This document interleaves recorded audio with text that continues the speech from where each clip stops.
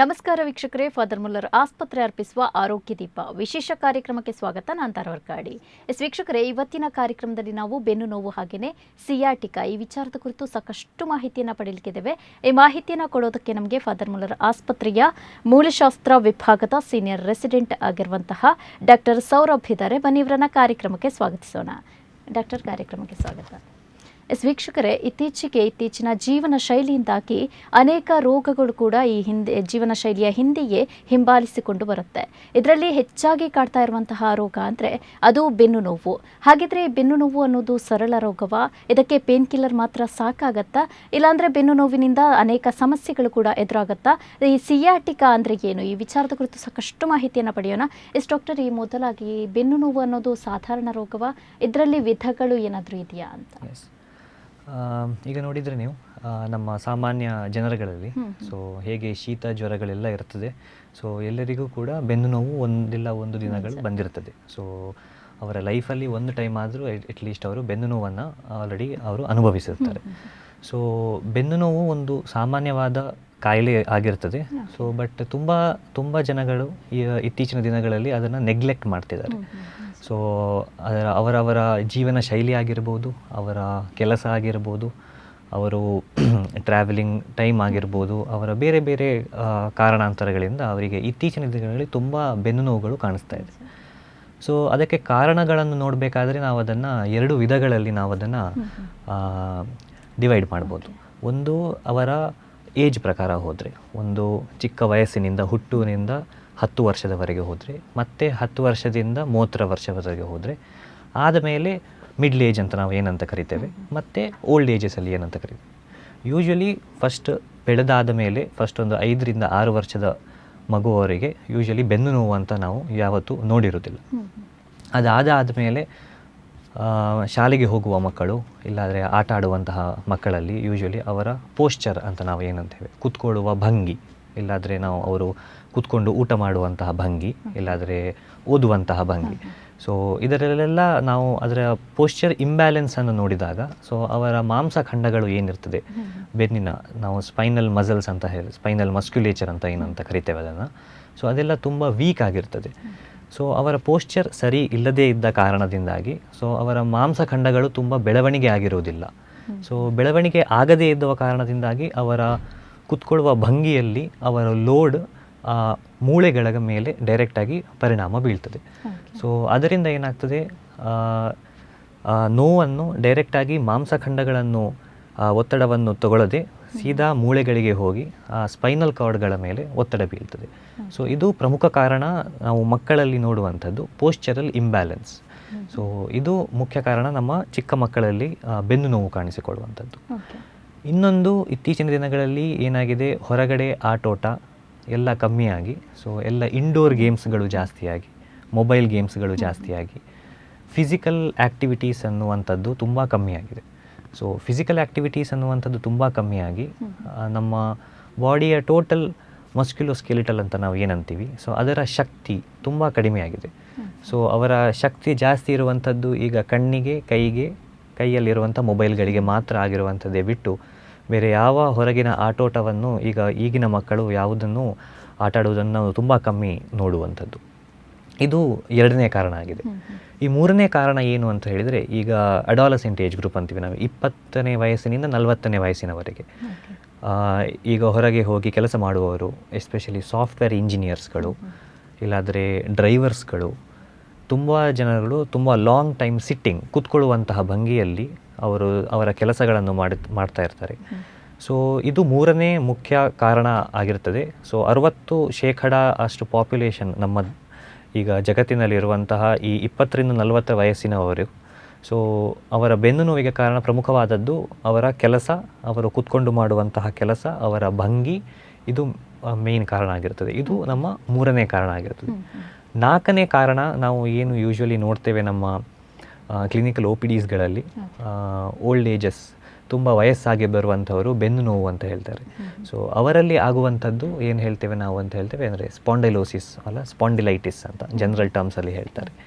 ಇದು ಆಗುವಂಥದ್ದು ಯಾಕೆಂದರೆ ಹೇಳಿದರೆ, ಬೆನ್ನುಗಳಲ್ಲಿ 3-4 ಸ್ನಾಯುಗಳು ಸಂಧಿಗಳಿರ್ತದೆ, ಅದೆಲ್ಲ ಸವೆತ ಅಂತ ಹೇಳ್ತೇವೆ ನಾವು, ಏನದು ಅದರಲ್ಲಿ ಆರ್ಥ್ರೈಟಿಸ್ ಅಂತ ಹೇಳ್ತೇವೆ. ಸೊ ಅದು ಆಗುವಂಥದ್ದು. ಸೊ ಅದು 40ರಿಂದ 50 ವರ್ಷಗಳ ಮೇಲಿನ ಪಟ್ಟವರ ಜನಸಂಖ್ಯೆಗಳಲ್ಲಿ ಇದು ಆಗುವಂಥದ್ದು. ಸೊ ಇದು 4ನೇ ಕಾರಣ. ಸೊ ಇದೆಲ್ಲ 4-5 ಕಾರಣಗಳು ನಮ್ಮ ಬೆನ್ನು ನೋವಿಗೆ ಮೂಲ ಕಾರಣವಾಗಿರ್ತದೆ. ಇದನ್ನು ಬಿಟ್ಟು ಅದರಲ್ಲಿ 2-3 ಕಾರಣಗಳು ಬೇರೆ ಕೂಡ ನಾವು ನೋಡಲಿಕ್ಕೆ ಸಿಗ್ತದೆ ನಮ್ಮ ಡೇ ಟು ಡೇ ಪ್ರಾಕ್ಟೀಸಲ್ಲಿ. ಒಂದು ನಾವು ಏನು ಹೇಳ್ತೇವೆ ಅಂದರೆ, ನಮ್ಮ ಚಿಕ್ಕ ಮಕ್ಕಳಲ್ಲಿ ಸಹ ಹುಟ್ಟುವಾಗಲಿಂದಲೇ ಅವರ ಸ್ಪೈನಲ್ ಕಾರ್ಡ್ ಇಲ್ಲಾಂದರೆ ಸ್ಪೈನಲ್ ಅಲೈನ್ಮೆಂಟ್ ಅಂತ ನಾವು ಏನು ಹೇಳ್ತೇವೆ, ಅದು ಸರಿಯಾಗಿರುವುದಿಲ್ಲ. ಅದು ಸ್ಟ್ರೈಟಾಗಿ ಸ್ಪೈನಲ್ ಅಲೈನ್ಮೆಂಟನ್ನು ನಾವು ನೋಡಿರೋದಿಲ್ಲ. ಸೊ ಕೆಲವು ಮಕ್ಕಳಲ್ಲಿ ಹುಟ್ಟುವಾಗಲೇ ಅವರ ಎಬ್ನಾರ್ಮ್ಯಾಲಿಟೀಸ್ ಅಂತ ಹೇಳ್ತೇವೆ, ಅವರು ಹುಟ್ಟುವ ಪ್ರಕ್ರಿಯೆ ಸರಿಯಾಗಿರುವುದಿಲ್ಲ. ಸೊ ಅದರ ಕಾರಣದಿಂದಾಗಿ ಅವರ spinal canal or spinal column ಅಂತ ಏನು ಹೇಳ್ತೇವೆ, ಅದು ನೇರವಾಗಿ ಬೆಳೆಯುವುದಿಲ್ಲ. ಸೊ ಅದು ಬೇರೆ ಬೇರೆ ಕರ್ವೇಚರ್ಸಲ್ಲಿ ಹೋಗಿ ಅದು ಬೆಳೀತದೆ. ಅದಕ್ಕೆ ನಾವು ಸ್ಕೋಲಿಯೋಸಿಸ್ ಅಂತ ಹೇಳ್ತೇವೆ.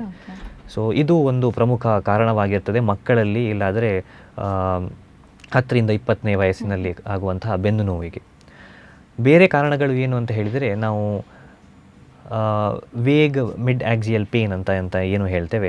ಸೊ ಅದು ಇನ್ಫೆಕ್ಷನಿಂದ ಆಗಿರುವಂತಹ ಕಾರಣದಿಂದ ಆಗಿರ್ಬೋದು, ಇಲ್ಲಾಂದರೆ ನಾವು ಬೇರೆ ಒಂದು 5-10% ಜನಸಂಖ್ಯೆಗಳಲ್ಲಿ ಟ್ಯೂಮರ್ ಅಂತ ಏನು ಹೇಳ್ತೇವೆ, ನಿಯೋಪ್ಲಾಸಮ್ ಇಲ್ಲಾಂದರೆ ಕ್ಯಾನ್ಸರ್ ಗೆಡ್ಡೆಗಳು ಏನು ಅಂತ ಹೇಳ್ತೇವೆ, ಅದು ಎಲ್ಲ ಶುರುವಾಗೋದು ಒಂದೇ ಸಿಂಪ್ಟಮಿಂದ, ಅದು ಬೆನ್ನು ನೋವು. ಇದೆಲ್ಲ ಸುಮಾರು ಒಂದು 50-100 ಕಾರಣಗಳಿರುತ್ತದೆ ಬೆನ್ನು ನೋವು ಶುರುವಾಗಲಿಕ್ಕೆ. ಓಕೆ, ಇವಾಗ ನೀವೊಂದು ಮಾತು ಹೇಳಿದರೆ, ಅಂದರೆ ಹುಟ್ಟುವ ಮಕ್ಕಳಿಗೆ ಕೂಡ 6 ತಿಂಗಳ ಟೈಮಲ್ಲಿ ಬೆನ್ನು ನೋವು ಕಾಡುತ್ತೆ ಅಂತ. ಈಗ ಮಕ್ಕಳಿಗೆ ಬರಲಿಕ್ಕೆ ತಾಯಿಯ ಒಂದು ಜೀವನ ಶೈಲಿ ಇರ್ಬೋದು, ಇದೇನಾದರೂ ಕಾರಣ ಆಗುತ್ತಾ ಗರ್ಭಿಣಿ ಇರುವಂಥ ಟೈಮಲ್ಲಿ? ಹೌದು, ಅದು ನಾವು ಅದಕ್ಕೆ ಕಂಜನೈಟಲ್ ಎಬ್ನಾರ್ಮಾಲಿಟಿ ಅಂತ ಏನಂತ ಕರಿತೇವೆ ಅದನ್ನು. ತಾಯಿ ಗರ್ಭಿಣಿಯಾಗಿದ್ದಾಗ ಸೊ ಅವರಿಗೆ ಬೇಕಾದ ನ್ಯೂಟ್ರಿಷನ್ಸ್ ಅವರು ಗರ್ಭಿಣಿಯ ಟೈಮಲ್ಲಿ 9 ತಿಂಗಳ ಅವಧಿಯಲ್ಲಿ ಅವರು ಯಾವುದಾದ್ರೂ ಎಕ್ಸ್ರೇ ರೇಡಿಯೇಷನಿಗೆ ಎಕ್ಸ್ಪೋಜರ್ ಆಗಿದ್ದಿದ್ರೆ, ಇಲ್ಲಾಂದರೆ ಬೇರೆ ಹೊರಗಿನ ಕೆಮಿಕಲ್ಸಿಗೆ ಎಕ್ಸ್ಪೋಜರ್ ಆಗಿದ್ದಿದ್ರೆ, ಇಲ್ಲಾದರೆ ಸೊ ಇದೆಲ್ಲ ಕಾರಣಗಳಿಂದಾಗಿ ಕೆಲವು ನಾವು ಸ್ಪೆಸಿಫಿಕ್ ಆಗಿ ಹೇಳೋದಾದರೆ ಫೋಲಿಕ್ ಆ್ಯಸಿಡ್ ಡೆಫಿಷಿಯನ್ಸಿ ಅಂತ ನಾವು ಏನು ಕರಿತೇವೆ. ಸೊ ಅದು ಪ್ರೆಗ್ನೆನ್ಸಿ ಟೈಮಲ್ಲಿ ಕೆಲವು ನಾವು ಸಪ್ಲಿಮೆಂಟ್ಸನ್ನು ಕೊಡುವಂಥದ್ದು ನೀವು ನೋಡಿರ್ಬೋದು. ಕ್ಯಾಲ್ಶಿಯಂ ಸಪ್ಲಿಮೆಂಟ್ಸ್ ಕೊಡುವಂಥದ್ದು, ಫೋಲಿಕ್ ಆ್ಯಸಿಡ್ ಸಪ್ಲಿಮೆಂಟ್ಸ್ ಕೊಡುವಂಥದ್ದು. ಸೊ ಇದೆಲ್ಲ ಸಪ್ಲಿಮೆಂಟ್ಸ್ ಕೊಡುವಂಥದ್ದು ಮಗುವಿನ ಅಭಿವೃದ್ಧಿಗಾಗಿ. ಸೊ ಕೆಲವೊಮ್ಮೆ ಕಾರಣಗಳಿಂದಾಗಿ ಈ ಮಗುವಿನ ಅಭಿವೃದ್ಧಿಯ ಸಮಯದಲ್ಲಿ ಸೊ ಇದೆಲ್ಲ ನ್ಯೂಟ್ರಿಷಲ್ ಡೆಫಿಷಿಯನ್ಸಿ ಅಂತ ನಾವೇನು ಕರಿತೇವೆ. ಸೊ ಇದೆಲ್ಲ ಆಗದೇ ಇದ್ದಾಗ ಅದರ ಬೆಳವಣಿಗೆಗೆ ಅಡ್ಡಿಪಡಿಸ್ತದೆ ಇದೆಲ್ಲ. ಸೊ ಬೆಳವಣಿಗೆ ಅಡ್ಡಿಪಡಿಸಿದಾಗ ಅದರ ಮೆದುಳು ಮತ್ತು ಬೆನ್ನು ಮೂಳೆ ಅದೆಲ್ಲವೂ ಬೆಳೆಯುವಂಥದ್ದು ಒಂದೇ ಇದರಲ್ಲಿ. ಸೊ ಏನೇ ನಾವು ಅದರಲ್ಲಿ ತೊಂದರೆಯನ್ನು ನೋಡಿದಾಗ ಸೊ ಮೆದುಳು ಪೆಟ್ಟಾಗಿರ್ತದೆ, ಬೆನ್ನು ಮೂಳೆ ಕೂಡ ಅದಕ್ಕೆ ತೊಂದರೆಗೀಳ್ತದೆ. ಸೊ ಬೆನ್ನು ಮೂಳೆಯ ಅಭಿವೃದ್ಧಿ ಅದನ್ನು ತಡೆಗಣಿಸ್ತದೆ. ಹಾಗಿದ್ರೆ ಮೆದುಳು ಮತ್ತು ಬೆನ್ನು ಮೂಳೆಗೆ ಸಂಬಂಧ ಇರ್ತದೆ. ಅದು ಎರಡೂ ಹುಟ್ಟುವಂಥದ್ದು, ಬೆಳವಣಿಗೆ ಆಗುವಂಥದ್ದು ಒಂದೇ ಅಣುವಿಂದ ಅಂತ ನಾವು ಹೇಳ್ಬೋದು. ಓಕೆ, ಹಾಗಿದ್ರೆ ಈ ಸ್ಟ್ರೆಸ್ ಅನ್ನೋದು ಈಗ ಮೆದುಳಿಗೆ ಹೆಚ್ಚಾಗಿ ಆಯಾಸ ಆದಂಥ ಸಮಯದಲ್ಲಿ ಈ ಬೆನ್ನು ನೋವು ಬರಲಿಕ್ಕೆ ಕಾರಣ ಆಗತ್ತಾ, ಹೇಗೆ? ಹೌದು, ಈಗಿನ ರೀಸೆಂಟ್ ನಾವೇನು ಸ್ಟಡೀಸ್ ಅಂತ ಹೇಳ್ತೇವೆ, ಒಂದು ಮೇಜರ್ ಫ್ಯಾಕ್ಟರ್ಸ್ ಬೆನ್ನು ನೋವಿಗೆ ಕಾರಣವಾಗುವಂಥದ್ದು ನಮ್ಮ ಯುವ ಜನಾಂಗಗಳಲ್ಲಿ ಇಲ್ಲಾದರೆ ಮಧ್ಯ ಜನಾಂಗಗಳಲ್ಲಿ ಅವರ ಕೆಲಸದ ಒತ್ತಡ ಜಾಸ್ತಿ ಆದರೆ ಸ್ಟ್ರೆಸ್ ಅಂತ ಏನು ಹೇಳ್ತೇವೆ, ಇಲ್ಲಾದರೆ ಟೆನ್ಷನ್ ಏನು ಹೇಳ್ತೇವೆ, ಅದು ಆ್ಯಂಗ್ಸೈಟಿಗಳು ಜಾಸ್ತಿ ಆದರೆ ನಮ್ಮ ದೇಹದ ರೆಸ್ಪಾನ್ಸ್ ಏನಿರ್ತದೆ ಅಂದರೆ ನಮ್ಮ ದೇಹ ಯಾವತ್ತೂ ವಿಜಿಲೆಂಟ್ ಆಗಿರ್ತದೆ. ಅಂದರೆ ಆ ಸ್ಟ್ರೆಸ್ಸನ್ನು ತಗೊಳ್ಳಿಕ್ಕೆ ಇಲ್ಲಾದರೆ ನಮ್ಮ ಬಾಡಿ ಯಾವತ್ತೂ ರೆಡಿ ಆಗಿರ್ತದೆ ಆ ಸ್ಟ್ರೆಸ್ಸನ್ನು ಇದಾಗಲಿಕ್ಕೆ. ಆವಾಗ ನಮ್ಮ ಮಾಂಸಖಂಡಗಳು, ನಮ್ಮ ಬೆನ್ನು ಮಾಂಸಖಂಡ ಮಾತ್ರ ಅಲ್ಲ, ನಮ್ಮ ಎಲ್ಲ ಕೈಕಾಲಿನ ಮಾಂಸಖಂಡಗಳು ಕೂಡ ಅದಕ್ಕೆ ಒತ್ತಡಕ್ಕೆ ಬೀಳ್ತದೆ. ಅದರಲ್ಲಿ ಮೇಜರ್ ಆಗಿರುವಂಥದ್ದು ನಮ್ಮ ಬೆನ್ನು ಅಂದರೆ ನಾವು ಆಕ್ಸಿಯಲ್ ಸ್ಕೆಲಿಟನ್ ಅಂತ ನಾವು ಏನಂತ ಕರಿತೇವೆ. ನಾವು ಕೂತ್ಕೊಳ್ಳುವ ಭಂಗಿಯಲ್ಲಿ ಸೊ ಅದು ಎಫೆಕ್ಟ್ ಆಗ್ತದೆ. ಸೊ ಸ್ಟ್ರೆಸ್ ಜಾಸ್ತಿ ಆದಾಗ, ಟೆನ್ಷನ್ಗಳು ಜಾಸ್ತಿ ಆದಾಗ ನಮ್ಮ ಮಾಂಸಖಂಡಗಳು ತುಂಬ ಟೈಟಾಗಿ ಹಿಡ್ಕೊಳ್ತದೆ. ಸೊ ಟೈಟಾಗಿ ಹಿಡ್ಕೊಳ್ದಾಗ ನಾವೇನು ಹೇಳ್ತೇವೆ, ನಮ್ಮ ಮಾಂಸಖಂಡಗಳು ನಮ್ಮ ಸ್ಪೈನಲ್ ಕಾರ್ಡಿನ ಆಚೆ ಈಚೆ ಇರುವಂತಹ ಪ್ಯಾರಾಸ್ಪೈನಲ್ ಮಸಲ್ಸ್ ಅಂತ ನಾವೇನು ಕರಿತೇವೆ ಅದು ಟೈಟ್ ಆಗಿರ್ತದೆ. ಸೊ ಅದು ಟೈಟ್ ಆಗಿದ್ದಾಗ ತನ್ನಷ್ಟಕ್ಕೆ ಆ ಪೇಷಂಟ್ಗಳಿಗೆ ಬೆನ್ನು ನೋವು ಕಾಣಿಸ್ಕೊಳ್ತದೆ. ಸೊ ಇದು ಒಂದೇ ರೀಸನ್ ಬಿಟ್ಟರೆ ಬೇರೆ ಯಾವ ರೀಸನೂ ಇಲ್ಲ ಯಾಕೆ ಸ್ಟ್ರೆಸ್ ಬೆನ್ನು ನೋವಿಗೆ ಕಾರಣ ಆಗುವಂಥದ್ದು, ಇಲ್ಲಾಂದರೆ ಟೆನ್ಷನ್ ಯಾಕೆ ಬೆನ್ನು ನೋವಿಗೆ ಕಾರಣವಾಗುವಂಥದ್ದು. ಹಾಗಿದ್ರೆ ಈ ಬೆನ್ನು ನೋವು ಹಾಗೆಯೇ ಸಿಯಾಟಿಕ ಇದರ ಮಧ್ಯೆ ಏನಾದರೂ ವ್ಯತ್ಯಾಸ ಇದೆಯಾ ಹೇಗೆ? ಹೌದು. ಬೆನ್ನು ನೋವು ಒಂದು ಲಕ್ಷಣ, ಅದೊಂದು ಕಾಯಿಲೆ ಅಲ್ಲ. ಸಿಯಾಟಿಕಾ ಅನ್ನುವಂಥದ್ದು ಅದನ್ನು ನಾವು medical ಟರ್ಮಲ್ಲಿ sciatic type of pain ಅಂತ ಹೇಳ್ತೇವೆ. ಅಂದರೆ ಆ ನೋವಿನ ಪ್ರಕಾರ ಹೇಗಿರ್ತದೆ ಅಂತ ಹೇಳಿದರೆ ಸಿಯಾಟಿಕ್ ಟೈಪ್ ಅಂತ ಹೇಳ್ತೇವೆ. ಈ ಸಿಯಾಟಿಕ್ ಅನ್ನುವ ಪದ ಅದೇನು ಹೇಳ್ತದೆ ಅಂದರೆ ನಮ್ಮ ಬೆನ್ನು ಮೂಳೆಗಳಿಂದ, ಬೆನ್ನು ಹುರಿಗಳಿಂದ ತುಂಬ ಕಾಲಿಗೆ ಬರುವಂತಹ ನರಗಳಿರ್ತದೆ. ಅದು ಸ್ಪೈನಲ್ ಕಾರ್ಡಿಂದ ಹೊರಗಡೆ ಬರುವಂತಹ ನರಗಳಿರ್ತದೆ. ಸೊ ಪ್ರತಿ ಬೆನ್ನು ಮೂಳೆಯಲ್ಲಿ ನಾವು ಅದನ್ನು ವರ್ಟಿಬ್ರಾ ಅಂತ ಹೇಳ್ತೇವೆ. ಸೊ ಅದರ ವರ್ಟಿಬ್ರಾದಿಂದ ಹೊರಗೆ ಬರುವಂತಹ 1-2 ರಂಧ್ರಗಳಿರ್ತದೆ, ಆಚೆ ಈಚೆ ಇರುವಂತಹ ರಂಧ್ರಗಳು. ಆ 2 ರಂಧ್ರಗಳಿಂದ 2 ನರಗಳು ಹೊರಗೆ ಬರ್ತದೆ. ಸೊ ಆ ಹೊರಗೆ ಬರುವಂತಹ ನರಗಳು ನೀವು ಕೇಳಿರ್ಬೋದು, L1, L2, L3 ಅಂತ ಹೇಳುವಂಥದ್ದು ತುಂಬ ನರಗಳ ಹೆಸರುಗಳಿದೆ. ಸೊ ಆ ಹೊರಗಡೆ ಬರುವಂತಹ ನರ, ನಾವು ಅದನ್ನು ಏನು ಹೇಳ್ತೇವೆ L2 ಇಂದ S3ವರೆಗೆ ಬರುವಂತಹ ನರ. ಸೊ ಅದೆಲ್ಲ ನರಗಳು ಒಟ್ಟಿಗೆ ಸೇರಿ ಒಂದು ದೊಡ್ಡ ಗಾತ್ರದ ಒಂದು ನರ ಆಗ್ತದೆ. ಅದು ನಮ್ಮ ಕಾಲಿಗೆ ಬರುವಂತಹ ಪ್ರಮುಖವಾದ ನರ. ಸೊ ಅದಕ್ಕೆ ಆ ನರವಿನ ಹೆಸರೇ ಸಯಾಟಿಕ್ ನರ್ವ್ ಅಂತ ನಾವಂತ ಏನಂತ ಹೇಳ್ತೇವೆ. ಸೊ ಆ ಸಯಾಟಿಕ್ ನರ್ವ್ ಅಂತ ಪದನಿಂದಲೇ ಬಂದಿರುವಂತಹ ನೋವು ಸಯಾಟಿಕಾ ಅಂತ ನಾವಂತ ಅದನ್ನು ಹೇಳುವಂಥದ್ದು. ಅದು ಯಾಕೆ ಸಯಾಟಿಕಾ ಅಂತ ಹೇಳುವಂಥದ್ದು ಅಂದರೆ, ನರ ಯಾವ ರೂಪದಲ್ಲಿ ಕೆಳಗೆ ಕಾಲಿಗೆ ಹೋಗುತ್ತದೆ, ಸೊ ನಮಗೆ ನೋವು ಯಾವ ರೀತಿಯಲ್ಲಿ ಬರ್ತದೆ, ಆ ನರ ಹೋಗುವ ದಾರಿಯಲ್ಲೇ ನಮಗೆ ನೋವು ಬರುವಂಥ ಕಾರಣದಿಂದಾಗಿ ನಾವು ಅದನ್ನು ಸಯಾಟಿಕಾ ಪೇಯ್ನ್ ಅಂತ ಕರೆಯುವಂಥದ್ದು. ಓಕೆ, ಹಾಗಿದ್ರೆ ಇದು ಹೇಗೆ ಗೊತ್ತಾಗ್ತದೆ, ಇದರ ಲಕ್ಷಣಗಳ ಬಗ್ಗೆ ಹೇಳೋದಾದರೆ? ಸಯಾಟಿಕಾ ಅನ್ನುವಂತಹ ಅದು ಒಂದು ಸಿಂಪ್ಟಮ್ ಆಗಿರ್ತದೆ. ಇದರ ಲಕ್ಷಣಗಳು ನಾವು ತುಂಬ ವಿಧಗಳಲ್ಲಿ ವಿಂಗಡಣೆಯನ್ನು ಮಾಡ್ಬೋದು. ಅದರಲ್ಲಿ ಇದು ಸಯಾಟಿಕಾ ಬರಲಿಕ್ಕೆ ಒಂದು 3-4 ಕಾರಣಗಳಿರ್ತದೆ. ಸೊ ಅದರಲ್ಲಿ ಪ್ರಮುಖವಾದ ಕಾರಣ ಅಂದರೆ ಹೇಳಿದರೆ, ಎಲ್ಲರೂ ಕೇಳಿರ್ಬೋದು ಡಿಸ್ಕ್ ತೊಂದರೆ ಅಂತ.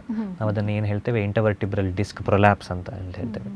ಇದು ಅದಕ್ಕೆ 60-70% ಸಯಾಟಿಕಾ ಅನ್ನುವ ಇದಕ್ಕೆ ಕಾರಣ ಇಂಟರ್ವರ್ಟಿಬ್ರಲ್ ಡಿಸ್ಕ್ ಪ್ರೊಲ್ಯಾಪ್ಸ್ ಅನ್ನುವಂಥದ್ದು. ಈ ಡಿಸ್ಕ್ ತೊಂದರೆ ಇತ್ತೀಚಿನ ದಿನಗಳಲ್ಲಿ 30-40 ವರ್ಷದವರ ಪ್ರಾಯಕ್ಕೆ ಕೂಡ ಈಗ ಶುರುವಾಗ್ತಾ ಇದೆ. ಮುಂಚೆ ಅದನ್ನು ನಾವು 50-55 ಮೇಲೆ ನಾವು ಅದನ್ನು ನೋಡ್ತಾ ಇದ್ದೆವು. ಸೊ ಈಗ ಇಂಟರ್ವರ್ಟಿಬ್ರಲ್ ಡಿಸ್ಕ್ ಪ್ರಾಬ್ಲಮ್ ಅನ್ನುವಂಥದ್ದು ಅದು 20-40 ವಯಸ್ಸಿನವರೆಗೂ ನಾವು ಅದನ್ನು ನೋಡ್ತಾ ಇದ್ದೇವೆ.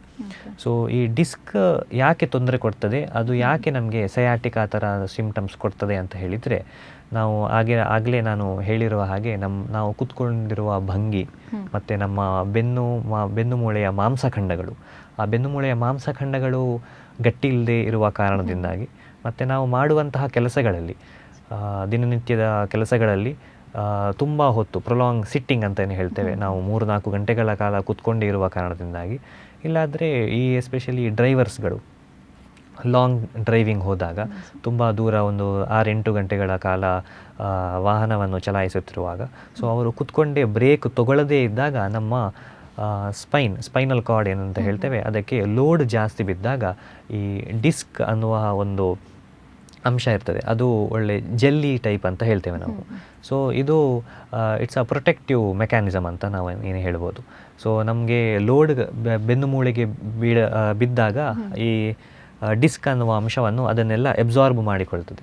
ಸೊ ನಾವು ನಮ್ಮ ಬೆನ್ನು ಮಾಂಸಗಳು ಖಂಡಗಳು ದೊಡ್ಡ ಶಕ್ತಿ ಇಲ್ಲದೇ ಇದ್ದ ಕಾರಣದಿಂದಾಗಿ ಈ ಡಿಸ್ಕಿನ ಮೇಲೆ ಒತ್ತಡಗಳು ಜಾಸ್ತಿ ಬಿದ್ದಾಗ ಆ ಡಿಸ್ಕಿನ ಹೊರಪದರ ನಾವು ಏನು ಹೇಳ್ತೇವೆ ಆ್ಯನ್ಯುಲಸ್ ಫೈಬ್ರೋಸಿಸ್ ಅಂತ ಹೇಳ್ತೇವೆ, ಅದಕ್ಕೆ ಒಂದು ರಂಧ್ರ ಬೀಳ್ತದೆ. ನಮ್ಮ ಲೋಡ್ ಜಾಸ್ತಿ ಬಿದ್ದಾಗ ಯಾವುದೇ ನಾವು ಸ್ಪಾಂಜ್ ಬಾಲನ್ನು ಬೇಕಾದ್ರೂ ತೊಗೊಳ್ಬೋದು, ಅದನ್ನು ಜಾಸ್ತಿ ಸ್ಕ್ವೀಸ್ ಮಾಡಿದರೆ ಅದಕ್ಕೆ ಹೊರಗಡೆಯಿಂದ ಅದಕ್ಕೆ ಕ್ರ್ಯಾಕ್ಲಿಂಗ್ಸ್ ಬರ್ತದೆ, ಅದರ ಹೊರಗಿನ ಪದರ ಹೊಡೆದೋಗ್ತದೆ. ಅದೇ ಸಿಮಿಲರ್ ಮೆಕ್ಯಾನಿಸಮಲ್ಲಿ ನಮ್ಮ ಡಿಸ್ಕ್ ಕೂಡ ಹಾಗೆ ತೊಂದರೆ ಬಂದು ಒಳಗೆ ಇರುವ ಜೆಲ್ಲಿ ಅದು ಹೊರಗೆ ಬರ್ತದೆ.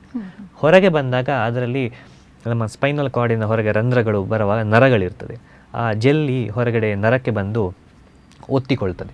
ಆ ಒತ್ತಿಕೊಂಡಾಗ ಅದಕ್ಕೆ ನಾವೇನು ಇನ್ಫ್ಲಮೇಷನ್ ಅಂತ ಹೇಳ್ತೇವೆ, ಅದು ನರ ಉರಿಲಿಕ್ಕೆ ಸ್ಟಾರ್ಟ್ ಆಗ್ತದೆ. ಇದೇ ಸಿಂಪ್ಟಮ್ ಹೇಳುವಂಥದ್ದು ನಾವು ಅದು ಸಯಾಟಿಕಾ ಸಿಂಪ್ಟಮ್ ಅಂತ. ಇದು ಮೂಲ ಕಾರಣ, ಅದಕ್ಕೆ ಡಿಸ್ಕ್ ಪ್ರೊಲ್ಯಾಪ್ಸ್ ಅಂತ ಹೇಳುವಂಥದ್ದು. 60% ಸಯಾಟಿಕಾ ತೊಂದರೆಗಳಿಗೆ ಆಗುವಂಥದ್ದು ಇಂಟರ್ವರ್ಟಿಬ್ರಲ್ ಡಿಸ್ಕ್ ಪ್ರೊಲ್ಯಾಪ್ಸ್ ಆಗುವಂಥ ಕಾರಣದಿಂದಾಗಿ. ಮುಂದಿನ ಕಾರಣ ಸಯಾಟಿಕಾಗೆ ನಾವು ನೋಡುವಂಥದ್ದು ಏನು ಹೇಳ್ತೇವೆ ಕೆನಾಲ್ ಸ್ಟಿನೋಸಿಸ್ ಅಂತ ಹೇಳ್ತೇವೆ. ತುಂಬ ಕಡೆ ನೀವು MRI ಸ್ಕ್ಯಾನಿಂಗ್ ಮಾಡಿ ನೋಡಿರ್ಬೋದು. ಅದರಲ್ಲಿ ಬಂದಿರ್ತದೆ ಪೇಷಂಟ್ಸ್ಗಳು ತುಂಬ ಟೆನ್ಷನಲ್ಲಿ ಬರ್ತಾರೆ, ನನಗೆ ಕೆನಾಲ್ ಸ್ಟಿನೋಸಿಸ್ ಇದೆ ಅಂತ ಹೇಳ್ಕೊಂಡು. ಏನಿದು ಕೆನಾಲ್ ಸ್ಟಿನೋಸಿಸ್, ಯಾರಿಗೆಲ್ಲ ಆಗ್ತದೆ ಅಂತ ಹೇಳಿದರೆ, ಇದು ನಮ್ಮ ಎರಡನೇ ಪ್ರಮುಖ ಕಾರಣ ನಮ್ಮ ಸಯಾಟಿಕಾ ಅನ್ನುವ ನೋವಿಗೆ. ಇದು ಯೂಶ್ವಲಿ ಆಗುವಂಥದ್ದು 40ರಿಂದ 60 ವರ್ಷದ ಪ್ರಾಯದ ವ್ಯಕ್ತಿಗಳಿಗೆ ಕೆನಾಲ್ ಸ್ಟಿನೋಸಿಸ್ ಅನ್ನುವಂಥದ್ದು ಆಗುವಂಥದ್ದು.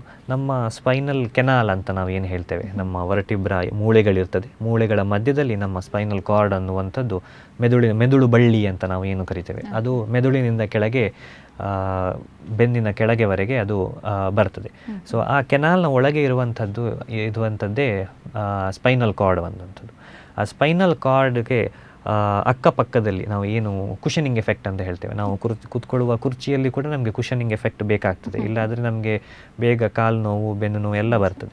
ಸೊ ಹಾಗೆ ನಮ್ಮ ಇರುವಂತಹ ಸ್ಪೈನಲ್ ಕಾರ್ಡಿಗೆ ಕೂಡ ಕುಷನಿಂಗ್ ಎಫೆಕ್ಟ್ ಅಂತ ಇರ್ತದೆ. ಸೊ ಆ ಕಡೆ ಈ ಕಡೆ 2 ಲಿಗಮೆಂಟ್ಸ್ ಅಂತ ನಾವು ಏನು ಕರಿತೇವೆ, ಸೊ ಅದು ಜಾಸ್ತಿಯಾಗಿ ದಪ್ಪ ಆದಾಗ, ಅದರ ಸೈಜಲ್ಲಿ ಇದ್ದಾಗ ನಮಗೆ ಏನು ತೊಂದರೆ ಕೊಡೋದಿಲ್ಲ. ಸೊ ಅದು ಜಾಸ್ತಿ ದಪ್ಪ ಆದಾಗ ಇರುವಂತಹ ರಂಧ್ರ ಏನಾಗ್ತದೆ, ಅದು ಅದರ ಸೈಜ್ ಕಡಿಮೆ ಆಗ್ತಾ ಹೋಗ್ತದೆ. ಅದರ ಸೈಜ್ ಕಡಿಮೆ ಆದಾಗ ಆ ನರದ ಮೇಲೆ ಒತ್ತಡ ಬೀಳ್ತದೆ. ಅದು ಆಗುವಂಥದ್ದೇ ನೆಕ್ಸ್ಟ್ ಸಯಾಟಿಕಾ ಪೇಯ್ನ್ ಅಂತ ಅನ್ನುವಂಥದ್ದು. ಇದು ನಮಗೆ ಎರಡನೇ ಕಾರಣ, ನಮ್ಮ ಸಯಾಟಿಕಾ ಅಂತ ನೋವು. ಸೊ ಸಯಾಟಿಕಾ ಅಂತ ನೋವಿಗೆ ಕಾರಣ ನರಕ್ಕೆ ಬರುವಂತಹ ಒತ್ತಡ. ಸೊ ನಮ್ಮ ಬೇಸ್ ಲೈನ್ ಇರುವಂಥದ್ದು ನರಕ್ಕೆ ಬರುವಂತಹ ಒತ್ತಡ. ಅದು ಯಾವ ಬೇರೆ ಬೇರೆ ಕಾರಣದಿಂದ ನರಕ್ಕೆ ಬರುವಂತಹ ಒತ್ತಡ ಅಂತ ಹೇಳಿದರೆ, ಒಂದು ಡಿಸ್ಕ್ ಪ್ರೊಲ್ಯಾಪ್ಸ್ ಹೇಳುವಂಥದ್ದು, ಇನ್ನೊಂದು ಕೆನಾಲ್ ಸ್ಟಿನೋಸಿಸ್ ಅಂತ ಹೇಳುವಂಥದ್ದು. ಮೂರನೇ ಕಾರಣ ಎಲ್ಲರೂ ಕೇಳಿರುವಂಥದ್ದು, ನನಗೆ ಸ್ಪಾಂಡೈಲೋಲಿಸ್ಥಸಿಸ್ ಆಗಿದೆ, ನಮ್ಮದು ಬೆನ್ನು ಮೂಳೆ ಜಾರಿದೆ ಅಂತ ಹೇಳ್ತಾರೆ ತುಂಬ ಜನ. ಇದು ನಮ್ಮದು ಮೂರನೇ ಕಾರಣ ಆಗಿರುವಂಥದ್ದು. ಇದು ಏನಿದು ಬೆನ್ನು ಮೂಳೆ ಜಾರುವುದು ಅಂದರೆ ಏನು? ಬೆನ್ನು ಮೂಳೆಗಳಲ್ಲಿ ನಮ್ಮಲ್ಲಿ 33 ಬೆನ್ನು ವರ್ಟಿಬ್ರಾಸ್ ಅಂತ ನಾವು ಏನಂತ ಕರಿತೇವೆ. ಅದರಲ್ಲಿ ಪ್ರತಿ ಮೂಳೆಗಳಲ್ಲಿ ಅದೊಂದು ಜಾಯಿಂಟ್ ಇರ್ತದೆ ಹಿಡ್ಕೊಳ್ಳಿಕ್ಕೆ. ಸೊ ಈ ಜಾಯಿಂಟ್ಗಳು ಡ್ಯಾಮೇಜ್ ಆದಾಗ, ಇಲ್ಲಾದರೆ ಒಬ್ಬ ವ್ಯಕ್ತಿ ಮೇಲಿಂದ ಕೆಳಗೆ ಬಿದ್ದಾಗ, ಹೈಟಿಂದ ಕೆಳಗಡೆ ಬಿದ್ದಾಗ, ಇಲ್ಲಾದರೆ ಸಡನ್ನಾಗಿ ಭಾರ ಎತ್ತಿದಾಗ, ಇಲ್ಲಾದರೆ ಅವರ ವಯಸ್ಸು ಹೋದ ಹಾಗೆ ಅವರ ಜಾಯಿಂಟ್ ನಾವು ಏನು ಆರ್ಥ್ರೈಟಿಸ್ ಅಂತೇವೆ, ಅದರಿಂದ ಕೂಡ ಮೂಳೆಗಳು ಮುಂದೆ ಜಾರುವಂತಹ ಸಂಗತಿಯನ್ನು ನಾವು ನೋಡಿರ್ತೇವೆ. ಅದಕ್ಕೆ ನಾವು ಸ್ಪಾಂಡೈಲೋಲಿಸ್ಥಸಿಸ್ ಅಂತೇವೆ. ಇದು ಲಿಸ್ಥಸಿಸ್ ಅಂದರೆ ಒಂದು ಮೂಳೆಯ ಮೇಲೆ ಇನ್ನೊಂದು ಮೂಳೆ ಜಾರುವಂಥದ್ದು. ಇದು ಜಾರಿದಾಗ ಪುನಃ ಅದೇ ರಂಧ್ರಗಳು ಚಿಕ್ಕದಾಗ್ತದೆ. ಆ ರಂಧ್ರಗಳಿಂದ ಹೊರಗೆ ಬರುವಂತಹ ನರಗಳ ಮೇಲೆ ಒತ್ತಡ ಬಿದ್ದಾಗ ಅದಕ್ಕೆ ನಾವು ಸಯಾಟಿಕಾ ಅಂತ ಸಿಂಪ್ಟಮ್ಸ್ ಬರ್ತದೆ. ಅಂದ್ರೆ ಡಿಸ್ಕ್ ಜಾರುದು ಮತ್ತೆ ಸಯಾಟಿಕಾ ಅಂದ್ರೆ ಒಂದೇ ಆಗಿರುತ್ತಾ? ಡಿಸ್ಕ್ ಜಾರುದು ಒಂದು ಸಯಾಟಿಕಾಕ್ಕೆ ಬರುವ ಕಾರಣ. ಸೊ ಸಯಾಟಿಕಾ ಅನ್ನುವಂಥದ್ದು ಒಂದು ಸಿಂಪ್ಟಮ್, ಅದೊಂದು ರೋಗ ಅಲ್ಲ, ಅದೊಂದು ರೋಗ ಲಕ್ಷಣ.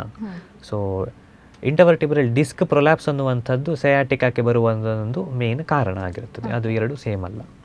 ಓಕೆ, ಈಗ ಬೆನ್ನು ನೋವು ಬಂದರೆ ಕಾಲು ನೋವು ಕೂಡ ಸ್ಟಾರ್ಟ್ ಆಗುತ್ತೆ ಅಂತ ಹೇಳ್ತಾರೆ. ಹಾಗಿದ್ರೆ ಇದಕ್ಕೆ ಬೆನ್ನುಗೆ ಮತ್ತು ಕಾಲಿಗೆ ಈ ಸಂಬಂಧ ಏನು ಅಂತ? ತುಂಬ ಜನಗಳಿಗೆ ನಾವು ನೋಡಿರ್ತೇವೆ, ಅವರು ಕಾಲು ನೋವಿನಿಂದ ಮಾತ್ರ ನಮಗೆ ಬಂದು ತೋರಿಸ್ತಾರೆ. ಸೊ ಅವರು ಹೇಳ್ತಾರೆ, ನನಗೆ ಕಾಲಲ್ಲಿ ಮಾತ್ರ ಪ್ರಾಬ್ಲಮ್ ಇದೆ, ಬೇರೆ ಎಲ್ಲೂ ನನಗೆ ತೊಂದರೆ ಇಲ್ಲ ಅಂತ. ಸೊ ನಾವು ಕೆಲವು ಪರೀಕ್ಷೆಗಳಿಗೆ ಮಾಡಿ ನೋಡಿದಾಗ ಅವರಿಗೆ ಇರುವಂತಹ ಮೂಲ ತೊಂದರೆ ಕಾಲಲ್ಲಿ ಇರುವುದಿಲ್ಲ, ಅವರಿಗೆ ಮೂಲ ತೊಂದರೆ ಇರುವಂಥದ್ದು ಬೆನ್ನಿನಲ್ಲಿ ಆಗಿರ್ತದೆ. ಅದು ಯಾಕೆ ಬೆನ್ನಿನಲ್ಲಿ ಆಗಿರ್ತದೆ? ಅವರಿಗೆ ಬೆನ್ನಿನಲ್ಲಿ ತೊಂದರೆ ಇದ್ದಾಗ ಬೆನ್ನು ನೋವು ಬರುವುದಿಲ್ಲ, ಅವರಿಗೆ ಕಾಲು ನೋವು ಬರ್ತದೆ. ಯಾಕೆ ಇದನ್ನು ನಾವು ನೋಡಬೇಕಾಗಿ ಹೇಳಿದರೆ, ಎಗೇನ್ ಅದು ನಮ್ಮ ಬೆನ್ನಿನ ಮಾಂಸಖಂಡಗಳು ಮತ್ತು ಬೆನ್ನಿನ ಮೂಳೆಗಳು ಹೇಗೆ ಅದನ್ನು ಅನಾಟಮಿ ಅಂತ ನಾವು ಏನು ಹೇಳ್ತೇವೆ.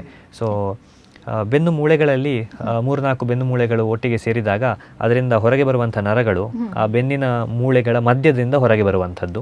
ಸೊ ಅದರಿಂದ ಆ ಬೆನ್ನು ಮೂಳೆಗಳ ಮಧ್ಯದಿಂದ ಹೊರಗೆ ಬರುವಂಥ ನರಗಳು ಬೆನ್ನಿಗೆ ಸಪ್ಲೈ ಮಾಡದೆ ಅದು ಕಾಲಿಗೆ ಸಪ್ಲೈ ಮಾಡ್ತದೆ.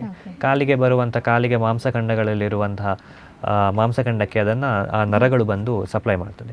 ಸೊ ಬೆನ್ನಿನಲ್ಲಿ ಏನೇ ತೊಂದರೆ ಆದಾಗ, ನಾನು ಈಗಷ್ಟೇ ಹೇಳಿದ 3-4 ತೊಂದರೆಗಳು ಆದಾಗ, ಸೊ ಅದು ನರದ ಮೇಲೆ ಒತ್ತಡ ಬಿದ್ದಾಗ ಕಾಲಲ್ಲಿ ಬರುವಂತಹ ಸಿಂಪ್ಟಮ್ಸ್ಗಳು ಪೇಷಂಟ್ ತಗೊಂಡು ಬರ್ತಾರೆ. ಅದೇ ಹೇಳಿದ್ದು ನಾನು ಸಯಾಟಿಕಾ ಸಿಂಪ್ಟಮ್ಸ್ ಅಂತ. ಈಗ ಬೆನ್ನು ನೋವು ಹಾಗೇನೆ ಸಯಾಟಿಕಾ ಪತ್ತೆ ಮಾಡಲು ಏನೆಲ್ಲ ಪರೀಕ್ಷಾ ಕ್ರಮಗಳು ಇವೆ?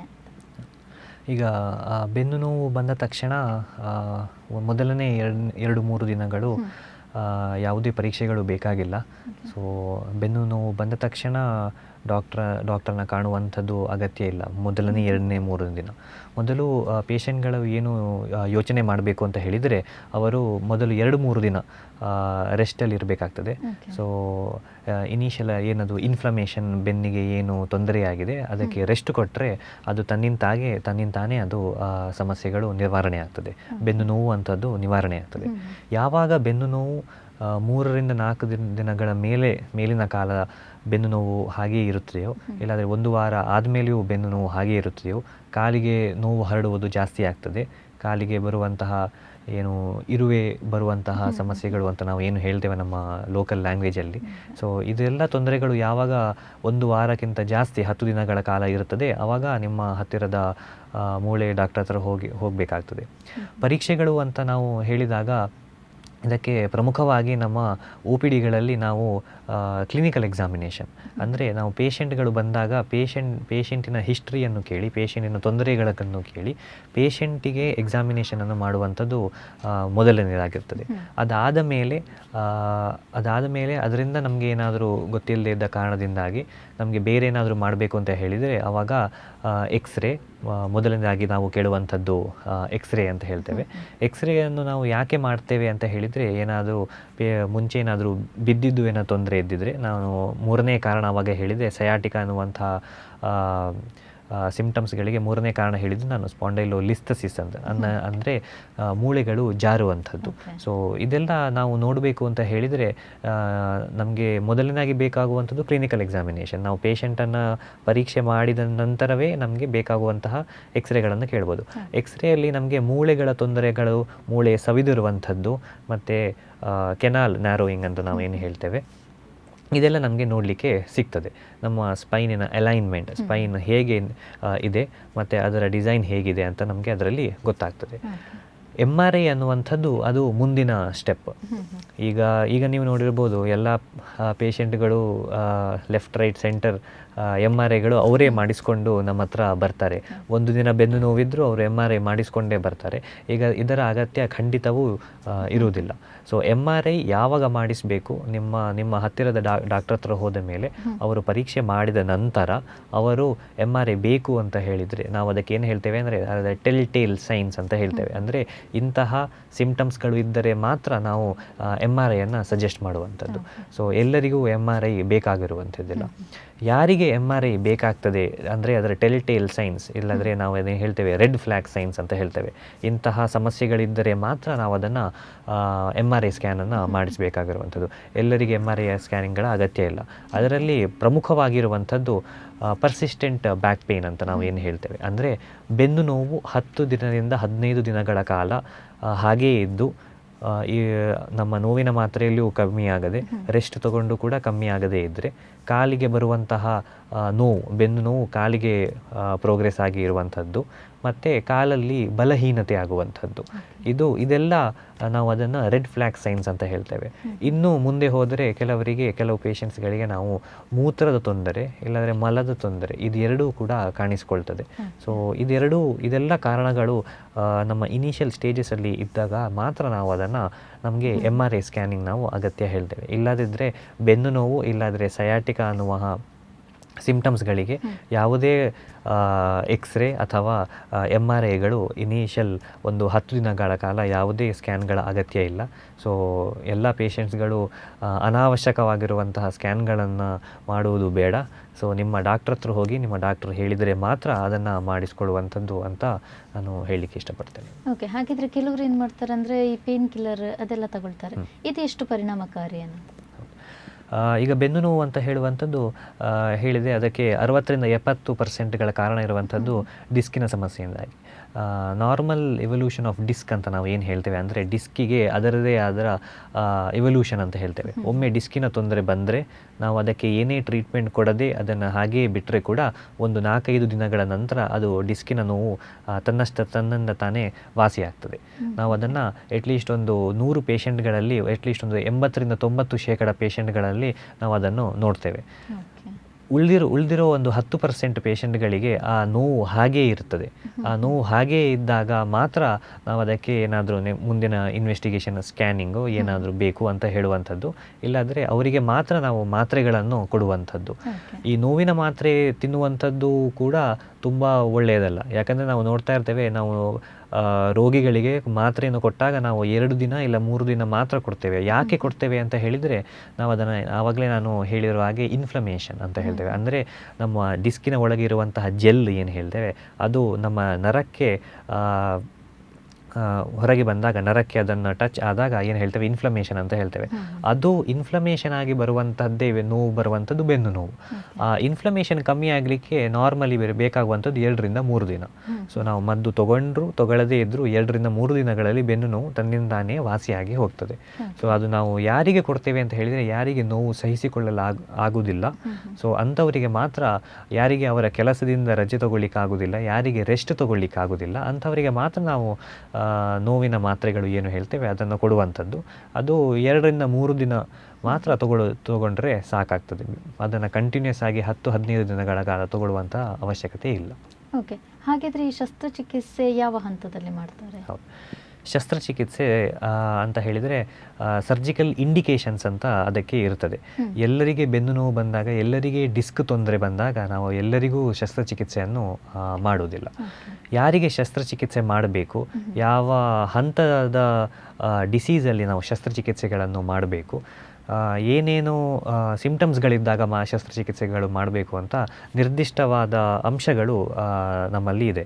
ಸೊ ಯಾರಿಗೆಲ್ಲ ಮಾಡಬೇಕು ಅಂತ ಹೇಳಿದರೆ, 100% ರೋಗಿಗಳಲ್ಲಿ 5% ರಿಂದ 6% ಶೇಕಡದವರಿಗೆ ಮಾತ್ರ ನಾವು ಶಸ್ತ್ರಚಿಕಿತ್ಸೆ, ಸ್ಪೈನ್ ಸರ್ಜರಿ ಅಂತ ಹೇಳ್ತೇವೆ, ಅದನ್ನು ಮಾಡುವಂಥದ್ದು. ಉಳಿದಿರೋ 90 ರಿಂದ 95% ಅವರಿಗೆ ಡಿಸ್ಕ್ ತೊಂದರೆ ಇದ್ದರೂ ಕೂಡ ಅವರಿಗೆ ಮಾತ್ರೆ, ಮೇಯ್ನ್ಲಿ ಫಿಸಿಯೋಥೆರಪಿಯಲ್ಲಿಯೇ ಅವರ ನೋವನ್ನು ಕಮ್ಮಿ ಮಾಡಿಸ್ಕೊಳ್ಬೋದು. ಯಾರಿಗೆ ಶಸ್ತ್ರಚಿಕಿತ್ಸೆ ಬೇಕಾಗ್ತದೆ ಅಂತ ಹೇಳಿದರೆ, ಅದಕ್ಕೆ ನಾವು 6 ತಿಂಗಳ ಕಾಲ ಅವರ ಬೆನ್ನು ನೋವು ನಾವು ಫಿಸಿಯೋಥೆರಪಿಯಲ್ಲಿ, ಇಲ್ಲಾಂದರೆ ಮಾತ್ರೆಗಳಲ್ಲಿ, ಇಲ್ಲಾಂದರೆ ಬೇರೆ ಬೇರೆ ಮುಖಾಂತರಗಳಲ್ಲಿ ನಾವು ಅದನ್ನು ಕಮ್ಮಿ ಮಾಡಲಿಕ್ಕೆ ನೋಡಿದರೂ ಕಮ್ಮಿ ಆಗದೇ ಇದ್ದರೆ, ಆ ನೋವು ಹಾಗೆಯೇ 6 ರಿಂದ 9 ತಿಂಗಳ ಕಾಲ ಹಾಗೇ ಇದ್ದು, ಕಾಲಿಗೆ ಬರುವಂತಹ ನೋವು ಜಾಸ್ತಿ ಆದಲ್ಲಿ, 2-3 ತಿಂಗಳಲ್ಲಿ ಕಾಲಿಗೆ ಬರುವಂಥ ನೋವು ಜಾಸ್ತಿ ಆದಲ್ಲಿ, ಕಾಲಿನ ಬಲಹೀನತೆ ಆದಲ್ಲಿ ಮಾತ್ರ ನಾವು ಅವರಿಗೆ ಶಸ್ತ್ರಚಿಕಿತ್ಸೆಯನ್ನು ಮಾಡುವಂಥದ್ದು. ಶಸ್ತ್ರಚಿಕಿತ್ಸೆ ಆಗುವ ಮುನ್ನ ನಾವು ಅದನ್ನು ಎಲ್ಲವನ್ನು ಒಂದು MRI ಸ್ಕ್ಯಾನಿಂಗಲ್ಲಿ ಕನ್ಫರ್ಮ್ ಮಾಡ್ತೇವೆ. ಸೊ ಈ 5 ರಿಂದ 6% ಪೇಷಂಟ್ಗಳಿಗೆ ಮಾತ್ರ MRI ಸ್ಕ್ಯಾನಿಂಗು ಕೂಡ ಅಗತ್ಯ ಆಗಿರ್ತದೆ. ಉಳಿದವರಿಗೆ ಯಾರಿಗೂ MRI ಸ್ಕ್ಯಾನಿಂಗ್ಗಳ ಅಗತ್ಯ ಆಗಿರುವುದಿಲ್ಲ. ಇನ್ನು ಕೆಲವರು ಏನು ಮಾಡ್ತಾರೆ, ಈ ಥೆರಪಿ ಅದರ ಮುಖಾಂತರ ನೋವನ್ನು ಕಡಿಮೆ ಮಾಡಬಹುದು ಅಂತ ಅಂದ್ಕೊಳ್ತಾರೆ. ಇದೆಷ್ಟು ಪರಿಣಾಮಕಾರಿ? ನಾನು ಪ್ರಮುಖವಾಗಿ ಹೇಳುವುದಂದರೆ, ನಮ್ಮ ಬೆನ್ನು ಮೂಳೆಗಳಲ್ಲಿ ನೋವು ಕಾಣಿಸಿಕೊಳ್ಳಕ್ಕೆ ಮೂಲ ಕಾರಣ ಆಗಿರುವಂಥದ್ದು ಮಾಂಸಖಂಡಗಳ ಬಲಹೀನತೆ ಆಗಿರುವಂಥದ್ದು, ಅದರ ಶಕ್ತಿ ಕಮ್ಮಿ ಆಗಿರುವಂಥದ್ದು. ಇದೆಲ್ಲ ಕಾರಣದಿಂದಾಗಿ ನಮಗೆ ಬೆನ್ನಲ್ಲಿ ಬೆನ್ನು ನೋವು ಕಾಣಿಸಿಕೊಳ್ಳುವಂಥದ್ದು. ಸೊ ಈಗ ಡಿಸ್ಕಿನ ಪ್ರಾಬ್ಲಮ್ ಇದ್ದಾಗ ನಾವು ಏನು ಹೇಳ್ತೇವೆ ಅಂದರೆ ಹೇಳಿದರೆ, 90 ರಿಂದ 95% ಜನರಿಗೆ ಅವರು ಫಿಸಿಯೋಥೆರಪಿ ಮಾಡಿದರೆ, ಫಿಸಿಯೋಥೆರಪಿ ಅಂದರೆ ಅದಕ್ಕೆ ಪ್ರಮುಖವಾದ ಎಕ್ಸಸೈಸ್ಗಳಿರ್ತದೆ. ನಾವು ಬ್ಯಾಕ್ ಮಸಲ್ ಸ್ಟ್ರೆಂಥನಿಂಗ್ ಎಕ್ಸಸೈಸ್ ಅಂತ ಹೇಳ್ತೇವೆ. ಸೊ ಆ ಮಾಂಸಖಂಡಗಳು ಮಾತ್ರ ಅದನ್ನು ಶಕ್ತಿಯನ್ನು ಜಾಸ್ತಿ ಮಾಡಿಸಿಕೊಂಡ್ರೆ, ಮಾಂಸಖಂಡಗಳು ನಮ್ಮ ಎಲ್ಲ ಲೋಡನ್ನು ತಗೊಂಡು ನಮ್ಮ ಡಿಸ್ಕಿನ ಮೇಲೆ ಬರುವಂತಹ ಲೋಡ್ಗಳನ್ನೆಲ್ಲ ಕಮ್ಮಿ ಮಾಡ್ತದೆ. ಸೊ 90 ರಿಂದ 95% ಅವರಿಗೆ ಫಿಸಿಯೋಥೆರಪಿಯಲ್ಲಿಯೇ ನೋವನ್ನು ಕಡಿಮೆ ಮಾಡಿಸ್ಕೊಳ್ಬೋದು. ಸೊ ಅವರೆಲ್ಲ ಶಸ್ತ್ರಚಿಕಿತ್ಸೆ ವಿನಃ ಫಿಸಿಯೋಥೆರಪಿಯಲ್ಲಿ ಅವರಿಗೆ ನೋವನ್ನು ಕಡಿಮೆ ಮಾಡುವಂಥದ್ದು. ಆದರೆ ಅದಕ್ಕೆ ಕೆಲವು ಪರ್ಟಿಕ್ಯುಲರ್ ಆದ ಎಕ್ಸಸೈಸ್ಗಳಂತ ಇರ್ತದೆ. ಎಲ್ಲವೂ ಎಕ್ಸಸೈಸಸ್, ಜಾಗಿಂಗ್, ರನ್ನಿಂಗ್ ಇದರೆಲ್ಲ ಮಾಡಿದರೆ ಬೆನ್ನು ನೋವು ಕಮ್ಮಿ ಆಗೋದಿಲ್ಲ. ಬ್ಯಾಕ್ ಮಸಲ್ ಸ್ಟ್ರೆಂಥನಿಂಗ್, ನಾವು ಏನು ಹೇಳ್ತೇವೆ ಕೋರ್ ಮಸಲ್ ಸ್ಟ್ರೆಂಥನಿಂಗ್ ಅಂತ ಹೇಳ್ತೇವೆ, ಅದಕ್ಕೆ ಬೇಕಾಗುವಂತಹ ಎಕ್ಸಸೈಸ್ಗಳು ಮಾಡಿದರೆ ಮಾತ್ರ ಬೆನ್ನು ನೋವನ್ನು ಕಡಿಮೆ ಮಾಡ್ಕೊಳ್ಬೋದು. ಸೊ ಮತ್ತು ನಾವು ಫಿಸಿಯೋಥೆರಪಿಯಲ್ಲಿ ಕೂಡ ನೋಡಿದರೆ ಕೆಲವು ಹೇಳ್ತಾರೆ ಬಿಸಿ ನೀರಿನ ಶೇಕ ಕೊಡಬೇಕು, ಇಲ್ಲಾಂದರೆ ತಣ್ಣೀರಿನ ಶೇಕ ಕೊಡಬೇಕು ಅಂತ ಹೇಳಿದರೆ. ಸೊ ಎಲ್ಲವೂ ಎಲ್ಲರಿಗೆ ಕೊಡಲಿಕ್ಕೆ ಆಗೋದಿಲ್ಲ.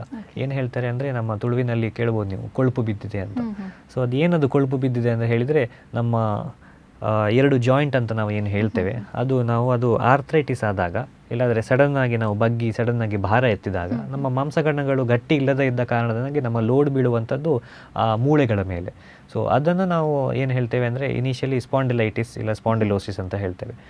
ಸ್ಪಾಂಡಿಲೈಟಿಸ್ ಮತ್ತು ಸ್ಪಾಂಡಿಲೋಸಿಸ್ ಅನ್ನುವಂಥದ್ದು ಮತ್ತು ಡಿಸ್ಕಿನ ತೊಂದರೆ, ಅದು 2 ಒಂದೇ ಅಲ್ಲ, ಅದು 2 ಬೇರೆ ಬೇರೆ ವಿಧಗಳು.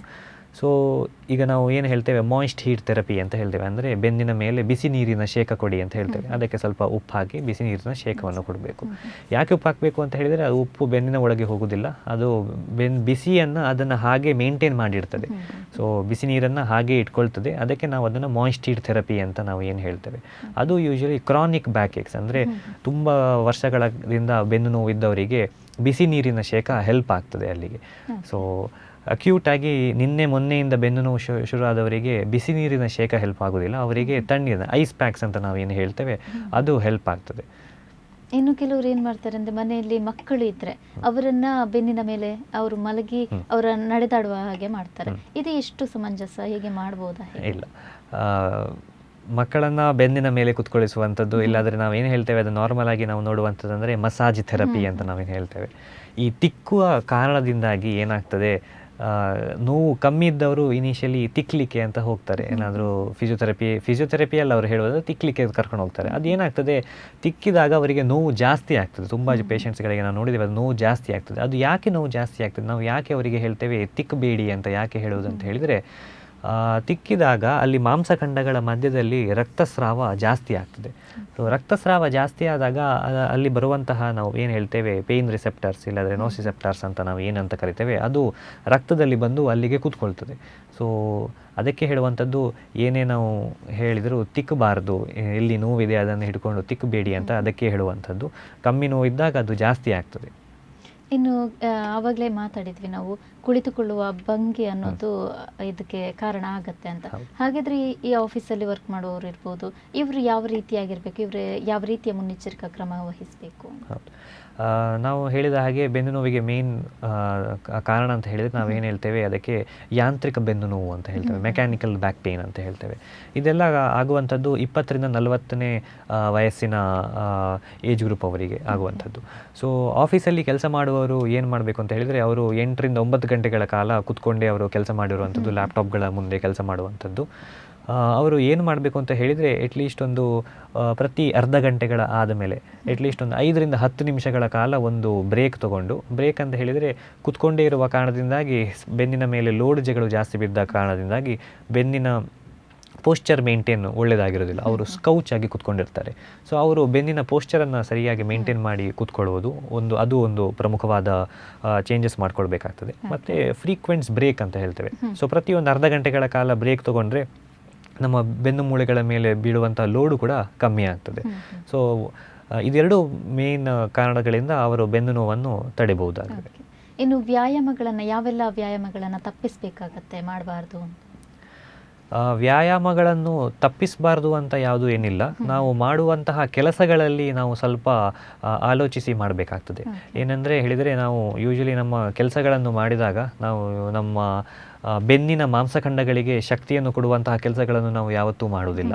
ನಾವು ಮಾಡಿದಾಗ ನಾವು ಈಗ ಏನಾದರೂ ಚೀಲವನ್ನು ಕೆಳಗೊಂದು ಇಟ್ಟರೆ ನಾವು ಸಡನ್ನಾಗಿ ಬಗ್ಗಿ ಅದನ್ನು ಎತ್ತುತ್ತೇವೆ. ಸೊ ಆವಾಗ ಅಂತಹ ಕೆಲಸಗಳನ್ನು ಮಾಡಿದಾಗ ನಮ್ಮ ಮಂಡಿಯನ್ನು ಮಡಚಿಕೊಂಡು ಕೆಳಗೆ ಬಗ್ಗಿ ನಾವು ಚೀಲವನ್ನು ಎತ್ತಿದರೆ ನಮ್ಮ ಬೆನ್ನಿನ ಮೇಲೆ ಬೀಳುವಂತಹ ಲೋಡ್ ಕಮ್ಮಿಯಾಗಿ ಮಂಡಿಗಳ ಮೇಲೆ ಬೀಳ್ತದೆ. ಸೊ ಆವಾಗ ನಮ್ಮ ಬೆನ್ನು ನೋವು ಕಮ್ಮಿ ಆಗ್ತದೆ. ಇಲ್ಲಾಂದರೆ ನಾವು ಏನು ಹೇಳ್ತೇವೆ ಅಂದರೆ ಅಕ್ಯೂಟ್ ಬ್ಯಾಕ್ ಏಕ್ ಅಂತ ಹೇಳ್ತೇವೆ. ಸಡನ್ ಬಗ್ಗಿದೆ, ತುಂಬ ಪೇಷಂಟ್ಗಳು ಬರ್ತಾರೆ, ಸರ್ ನಾನು ನಿನ್ನೆ ಬೆಳಿಗ್ಗೆ ಜಸ್ಟ್ ಒಂದು ಸೂಟ್ ಕೇಸ್ ಎತ್ತಿದ್ದು ಆವಾಗಿಂದ ನನಗೆ ಬೆನ್ನು ನೋವಿದೆ. ಯಾಕೆ ಬೆನ್ನು ನೋವು ಇದೆ ಅಂತ ಹೇಳಿದರೆ, ಅವರು ಇಷ್ಟು ವರ್ಷಗಳ ಕಾಲ ಕೆಲಸ ಮಾಡಿರೋದಿಲ್ಲ, ಇಷ್ಟು ವರ್ಷಗಳ ಕಾಲ ಏನು ಹೇಳ್ತಾರೆ ಸೆಡೆಂಟ್ರಿ ಲೈಫ್ ಸ್ಟೈಲ್ ಅಂತ ನಾವು ಏನು ಹೇಳ್ತೇವೆ, ಕೂತ್ಕೊಂಡ್ರೆ ಕೆಲಸ ಮಾಡಿರುವಂಥದ್ದು, ಏನು ದೊಡ್ಡ ಕೆಲಸ ವ್ಯಾಯಾಮಗಳನ್ನೇನು ಮಾಡಿರುವಂಥದ್ದಿಲ್ಲ. ಒಂದು ಚೀಲ ಇಲ್ಲಿಂದ ಅಲ್ಲಿಗೆ ತೊಗೊಂಡು ಹೋಗಿ ಇಟ್ಟಾಗ ಅವರಿಗೆ ಬೆನ್ನು ನೋವು ಬರ್ತದೆ. ಯಾಕೆ ಬರ್ತದೆ ಅಂತ ಹೇಳಿದರೆ ಇದೇ ಕಾರಣದಿಂದಾಗಿ, ಮಾಂಸಖಂಡಗಳು ಶಕ್ತಿ ಇಲ್ಲದೇ ಇದ್ದ ಕಾರಣದಿಂದಾಗಿ ಅವರಿಗೆ ಬರುವಂಥದ್ದು. ಇದು ಒಂದು ಮುನ್ನೆಚ್ಚರಿಕಾ ಕ್ರಮವನ್ನು ಅವರು ತಗೊಳ್ಬೇಕಾಗ್ತದೆ. ಇನ್ನೊಂದು ಏನಂದರೆ ಹೇಳಿದರೆ, ಅವರು ಮಲಗಿಕೊಂಡು ಎದ್ದು ಕೂತ್ಕೊಳ್ಳುವಾಗ, ನಾವು ಪ್ರತಿದಿನ ಬೆಳಿಗ್ಗೆ ಏಳುವಾಗ ಒಂದು ಕಡೆ ತಿರುಗಿ ಏಳುವುದು ಅಭ್ಯಾಸ ಮಾಡಿದರೆ ಬೆನ್ನಿನ ಮೇಲೆ ಬರುವಂತಹ ಸ್ಟ್ರೈನ್ ಕೂಡ ತುಂಬ ಕಮ್ಮಿ ಆಗ್ತದೆ. ಮತ್ತು ಅವರ ದಿನಚರಿಯಲ್ಲಿ ಒಂದು ಸಿಂಪಲ್ ಎಕ್ಸಸೈಸ್ ಕೂಡ ಮಾಡಿದರೆ ಸಾಕಾಗ್ತದೆ. ನಾವು ಸೂರ್ಯ ನಮಸ್ಕಾರ ಅಂತ ಏನು ಹೇಳ್ತೇವೆ, ಅದು ನಿಮ್ಮ ಎಲ್ಲ ಬ್ಯಾಕಿನ ಮಸಲ್ಸ್ಗಳನ್ನು ಒಳ್ಳೆ ಸ್ಟ್ರೆಂಥನ್ ಮಾಡ್ತದೆ, ಒಳ್ಳೆ ಶಕ್ತಿ ಕೊಡ್ತದೆ. ಆವಾಗ ನಮ್ಮ ಬೆನ್ನು ನೋವು ಏನು ಹೇಳ್ತೇವೆ ನಾವು ಯಾಂತ್ರಿಕ ಬೆನ್ನು ನೋವು, ಅದು ಕೂಡ ತುಂಬ ತಡೆಗಟ್ಬೋದು. ಹಾಗಿದ್ರೆ ಈ ಬೆನ್ನು ನೋವಿಗೆ ಮನೆಮದ್ದುಗಳು ಪರಿಣಾಮಕಾರಿ ಆಗುತ್ತಾ ಹೇಗೆ? ಮನೆಮದ್ದುಗಳು ಅಂತ ಹೇಳಿದರೆ ತುಂಬ ಜನ ಹೇಳ್ತಾರೆ ನಾವು ಈ ಎಣ್ಣೆನ ಹಚ್ಬೋದಾ ಅಂತ ತುಂಬ ಜನ ಬಂದು ಕೇಳ್ತಾರೆ. ಎಣ್ಣೆ ಇರಲಿ, ನಾವು ಕೊಡುವಂತಹ ಇಲ್ಲಾದರೆ ನಿಮಗೆ ಸಿಗುವಂತಹ ಯಾವುದೇ ಮುಲಾಮ್ಗಳಿರಲಿ, ಆಯಿಂಟ್ಮೆಂಟ್ಗಳಿರಲಿ, ಅದು ಯಾವುದೂ ಬೆನ್ನು ನೋವಿಗೆ ಡೈರೆಕ್ಟಾಗಿ ಎಫೆಕ್ಟ್ ಆಗೋದಿಲ್ಲ. ಯಾಕೆ ಆಗೋದಿಲ್ಲ ಅಂತ ಹೇಳಿದರೆ, ನಮ್ಮ ಬೆನ್ನು ಮೂಳೆ ಅದು ಇರುವಂಥದ್ದು ಒಳಗೆ ಸ್ಪೈನಲ್ ಕಾರ್ಡಿನ ಹತ್ತಿರ ಇರುವಂಥದ್ದು. ನಾವು ಹಚ್ಚುವಂತಹ ಎಣ್ಣೆ ಇಲ್ಲ ಹಚ್ಚುವಂತಹ ಆಯಿಂಟ್ಮೆಂಟ್ ಇಲ್ಲ ಏನೇ ಮುಲಾಮನ್ನು ಹಚ್ಚೋದು, ಅದು ಹಚ್ಚುವಂಥದ್ದು ಮೇಲೆ ನಮ್ಮ ಚರ್ಮದ ಮೇಲೆ. ಸೊ ಚರ್ಮದ ಕೆಳಗಿರುವಂಥದ್ದು ಫ್ಯಾಟ್ ಅಂತ ನಾವು ಏನು ಕೇಳಿದ್ದೇವೆ, ಅದರ ಕೆಳಗಿರುವಂಥದ್ದು ಮಾಂಸಖಂಡಗಳು, ಅದರ ಒಳಗಡೆ ಇರುವಂಥದ್ದು ಬೆನ್ನು ಮೂಳೆ. ಸೊ ನಾವು ಹಚ್ಚುವಂತಹ ತೈಲ ಅದು ಯಾವತ್ತೂ ಅಲ್ಲಿಗೆ ಹೋಗುವುದಿಲ್ಲ. ನಾವು ಕೆಳಗಡೆ ನೀರು ಹಾಕಿದಾಗ ಕೂಡ ಅದು ನೀರು ಹೇಗೆ ಎಳ್ಕೊಳ್ತದೆ ನಮ್ಮ ಭೂಮಿಯ ಒಳಗೆ, ಹಾಗೆ ನಮ್ಮ ಹಚ್ಚಿರುವ ಎಣ್ಣೆ ಇಲ್ಲ ನಾವು ಯಾವುದೇ ಆಯಿಂಟ್ಮೆಂಟ್ ಕೂಡ ಕೆಳಗೆ ಹೋಗುವುದಿಲ್ಲ. ಅದು ಏನು ಮಾಡ್ತದೆ ಅಂತ ಹೇಳಿದರೆ, ನಾವು ಅದನ್ನು ಕೌಂಟರ್ ಇರಿಟೆಂಟ್ ಆ್ಯಕ್ಷನ್ ಅಂತ ನಾವು ಏನು ಕರಿತೇವೆ. ಅದರಲ್ಲಿ ಇರುವಂತಹ ಉರಿ ಪದಾರ್ಥ ನಾವು ಏನು ಹೇಳ್ತೇವೆ ಮೆಂಥಾಲ್ ಅಂತ ಹೇಳ್ಬೋದು. ಯಾವುದೇ ನೀವು ನಿಮ್ಮ ಆಯಿಂಟ್ಮೆಂಟನ್ನು ತೊಗೊಂಡ್ರು, ನೀವು ಹಚ್ಚಿದ ತಕ್ಷಣ ಅದು ಉರಿತದೆ ಒಮ್ಮೆ.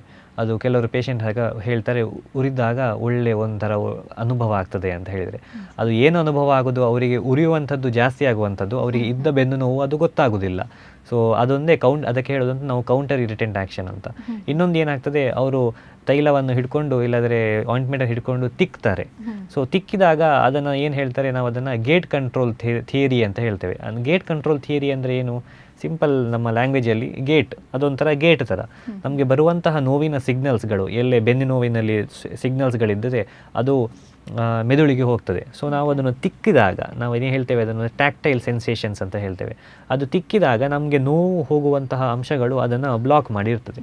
ಸೊ ಈ ಎರಡು ಕಾರಣದಿಂದಾಗಿ ಆಯಿಂಟ್ಮೆಂಟ್ಗಳು ಹಚ್ಚುವಂಥದ್ದು ಮತ್ತು ಎಣ್ಣೆ ಹಚ್ಚುವಂಥದ್ದಿಂದ ಪೇಷಂಟ್ಸ್ಗಳಿಗೆ ರಿಲೀಫ್ ಸಿಗ್ತದೆ. ಸೊ ಇದೆಲ್ಲ ಎರಡು ಸೈಕಲಾಜಿಕಲ್ಲಿ ಅವರಿಗೆ ಒಳ್ಳೆಯದು ಮಾಡ್ತದೆ, ಬಿಟ್ಟರೆ ಬೇರೆ ಯಾವುದೂ ಅದಕ್ಕೆ ಹೆಲ್ಪ್ ಆಗುವಂಥದ್ದಲ್ಲ. ಓಕೆ, ಇನ್ನು ಹೆಚ್ಚಾಗಿ ನೋಡೋದಂದ್ರೆ ಡ್ರೈವರ್ಗಳಿಗೆ ಹೆಚ್ಚಾಗಿ ಸಯಾಟಿಕ ಅನ್ನೋದು ಅಟ್ಯಾಕ್ ಆಗುತ್ತೆ. ಹಾಗಿದ್ರೆ ಯಾಕೆ ಅದು ಹಾಗೆ ಬರುತ್ತೆ ಅವರಿಗೆ? ಎಲ್ಲ ಡ್ರೈವರ್ಸ್ಗಳಿಗೂ ಸಯಾಟಿಕ ಅನ್ನುವಂಥದ್ದು ಬರುವುದಿಲ್ಲ. ನಾನು ಯಾಕೆ ಹೇಳ್ತೇನೆ ಅಂತ ಹೇಳಿದರೆ, ಇತ್ತೀಚಿನ ದಿನಗಳಲ್ಲಿ ನಮಗೆ ಇತ್ತೀಚಿನ ವಾಹನಗಳಲ್ಲಿ ಎಸ್ಪೆಷಲಿ ಲೋ ಲೈಯಿಂಗ್ ವೆಹಿಕಲ್ಸ್ ಅಂತ ಏನು ಹೇಳ್ತೇವೆ ನಾವು, ಅವರು ಕೂತ್ಕೊಂಡಿರುವ ಭಂಗಿ ಮತ್ತು ಅವರ ಮಂಡಿ, ಹಿಪ್ ಮತ್ತು ಅವರ ಬೆನ್ನು, ಅವರು ಕೂತ್ಕೊಂಡಿರುವ ಭಂಗಿಯಲ್ಲಿ ಮೇಯ್ನ್ ಅದು ಇಂಪಾರ್ಟೆನ್ಸ್ ಬೀಳ್ತದೆ. ಯಾಕೆ ಅಂತ ಹೇಳಿದರೆ, ಈ ಡ್ರೈವರ್ಗಳು ತುಂಬ ಲಾಂಗ್ ಡ್ರೈವಲ್ಲಿ ಹೋದಾಗ ಏನಾಗ್ತದೆ, ಅವರು ಸ್ಕೌಚಲ್ಲಿ ಕೂತ್ಕೊಂಡಿರ್ತಾರೆ, ಸ್ಕೌಚ್ ಪೊಸಿಷನಲ್ಲಿ ಕೂತ್ಕೊಂಡಿರ್ತಾರೆ, ಮತ್ತು ಅವರ ಎರಡೂ ತೊಡೆಗಳು ತುಂಬ ಮಡಚಿಕೊಂಡಿರ್ತದೆ. ಸೊ ಮಧ್ಯದಲ್ಲಿ ಬ್ರೇಕ್ ಆಕ್ಸಿಲೇಟರ್ನಲ್ಲಿ ಶಿಫ್ಟ್ ಮಾಡುವಂಥದ್ದು. ಸೊ ಹೀಗೆ ಕೂತ್ಕೊಂಡಿದ್ದಾಗ ಏನಾಗ್ತದೆ, ಅವರ ಬೆನ್ನಿನ ಮೇಲೆ ಬೀಳುವಂತಹ ಲೋಡ್, ಏನು ಹೇಳ್ತೇವೆ ನಾವು ಪರಿಣಾಮ, ಅದು ಡೈರೆಕ್ಟಾಗಿ ಸ್ಪೈನಲ್ ಕಾರ್ಡಿನ ಮೇಲೆ ಬೀಳ್ತದೆ. ಮಾಂಸಖಂಡಗಳ ಮೇಲೆ ಬೀಳದೇ ಇದ್ದ ಕಾರಣದಿಂದಾಗಿ ಇದು ಆಗಿರುವಂಥದ್ದು. ಸೊ ಅದನ್ನೇ ನೀವು ನೋಡಿರ್ಬೋದು, ಯಾರಿಗೆ ಈ ರಿಲ್ಯಾಕ್ಸಿಂಗ್ ಕೌಚ್ಗಳು ಸಿಗ್ತದೆ, ಈ ಬೆನ್ನು ಮಾತ್ರ ಹಿಂದೆ ಹೋಗುವಂಥದ್ದಲ್ಲ, ಈವನ್ ಇಡೀ ಬಾಡಿಯೇ ಹಿಂದೆ ಹೋಗುವಂತಹ ಕುರ್ಚಿಗಳು ಸಿಗ್ತದೆ. ಅಂಥ ಕುರ್ಚಿಗಳಲ್ಲಿ ಯಾರಿಗೂ ಬೆನ್ನು ನೋವು ಜಾಸ್ತಿ ಬರುವುದಿಲ್ಲ. ಯಾಕೆ ಬರುವುದಿಲ್ಲ ಅಂತ ಹೇಳಿದರೆ, ಅದು ಸಿಮಿಲರ್ ಮೆಕ್ಯಾನಿಕ್ಸ್, ಅದರಲ್ಲಿ ಏನು ದೊಡ್ಡ ಮ್ಯಾಥಮೆಟಿಕ್ಸ್ ಏನಿಲ್ಲ. ಅದರಲ್ಲಿ ನಮಗೆ ಬೀಳುವಂತಹ ಲೋಡು ಒಂದು ಸೆಂಟರಿಗೆ ಬೀಳುವುದಿಲ್ಲ, ಇಡೀ ಬಾಡಿಗೆ ಸ್ಪ್ರೆಡ್ ಆಗ್ತದೆ. ಅದರಿಂದಾಗಿ ನಮ್ಮ ಡ್ರೈವರ್ಸ್ಗಳಿಗೆ ಕೂತ್ಕೊಂಡಲ್ಲೇ ಹಾಗೆ ಕೂತ್ಕೊಂಡಾಗ ಅವರಿಗೆ ಕೆಳಗಿನ ಬೆನ್ನಿನ ಭಾಗದಲ್ಲಿ ಜಾಸ್ತಿ ನೋವು ಬಂದು ಅವರಿಗೆ ಸ್ಪಾಂಡಲೈಟಿಸ್ ಅಂತ ನಾವೇನು ಕರಿತೇವೆ. ಓಕೆ, ಈಗ ಬೆನ್ನಿಗೆ ಭಾರ ಬಿದ್ದರೆ ಅಲ್ಲಿ ನೋವು ಕಾಣಿಸುತ್ತೆ ಅಂತ ಹೇಳ್ತೀರಾ. ಹಾಗಿದ್ರೆ ಈ ಶಾಲಾ ಮಕ್ಕಳ ವಿಚಾರಕ್ಕೆ ಬಂದರೆ, ಅವರ ಒಂದು ಭಾರವಾದ ಬ್ಯಾಗ್ ಇದು ಯಾವ ರೀತಿ ಪರಿಣಾಮ ಬೀರುತ್ತೆ? ಶಾಲಾ ಮಕ್ಕಳು ಅಂತ ಹೇಳಿದಾಗ ಇನ್ನೊಮ್ಮೆ ಯಂಗರ್ ಜನ್ರೇಷನ್ಸ್ ಏನು ಹೇಳ್ತೇವೆ, 10ರಿಂದ 20 ವರ್ಷ ಮಕ್ಕಳಲ್ಲಿ ಏನಾಗಿರ್ತದೆ ಅಂತ ಹೇಳಿದರೆ, ಇತ್ತೀಚಿನ ದಿನಗಳಲ್ಲಿ ಅವರು ಹೊರಗೆ ಆಡದೆ, ಹೊರಗೆ ಹೋಗದೆ, ಅವರ ಬೆನ್ನಿನ ಮಾಂಸಖಂಡಗಳು ಗಟ್ಟಿ ಇರೋದಿಲ್ಲ. ಸಡನ್ನಾಗಿ ಅವರು ಶಾಲೆಗಳಿಗೆ ಹೋದಾಗ ಒಂದು 4-5 kg ಬ್ಯಾಗನ್ನು ಹೊತ್ಕೊಂಡು ಹೋಗಿರ್ತಾರೆ. ಸೊ ಅವರು ಹೋಗಿದಾಗ ಏನಾಗ್ತದೆ ಅಂತ ಹೇಳಿದರೆ, ನಾವು ಅದನ್ನು ಸೆಂಟರ್ ಆಫ್ ಗ್ರಾವಿಟಿ ಅಂತ ಏನು ಹೇಳ್ತೇವೆ. ನಡೆಯುವಾಗ ಸೆಂಟರ್ ಆಫ್ ಗ್ರಾವಿಟಿ ಅಂದರೆ ನಾವು ನಿಂತಾಗ ನಮಗೆ ಸೆಂಟರ್ ಎಲ್ಲಿರ್ತದೆ ಅಂತ ಹೇಳಿದರೆ, ನಮ್ಮ ಬೆನ್ನಿನ ಏನು ಸ್ಪೈನ್ ಅಂತ ಹೇಳ್ತೇವೆ ಅದರ ಎಕ್ಸಾಕ್ಟಾಗಿ ಸೆಂಟರಿಗೆ ಅಲ್ಲಿ ಬಿದ್ದಿರ್ತದೆ. ನಾವು ಏನೋ ಭಾರ ಚೀಲವನ್ನು ಎತ್ತಿದಾಗ, ಇಲ್ಲಾಂದರೆ ತುಂಬ 4-5 kgಗಳನ್ನು ಎತ್ತಿದಾಗ ಶಾಲಾ ಮಕ್ಕಳು ತೊಗೊಂಡು ಹೋದಾಗ, ಅದು ಸೆಂಟರ್ ಆಫ್ ಗ್ರಾವಿಟಿ ಏನಾಗ್ತದೆ, ಅದು ಮುಂದೆ ಬೀಳ್ತದೆ.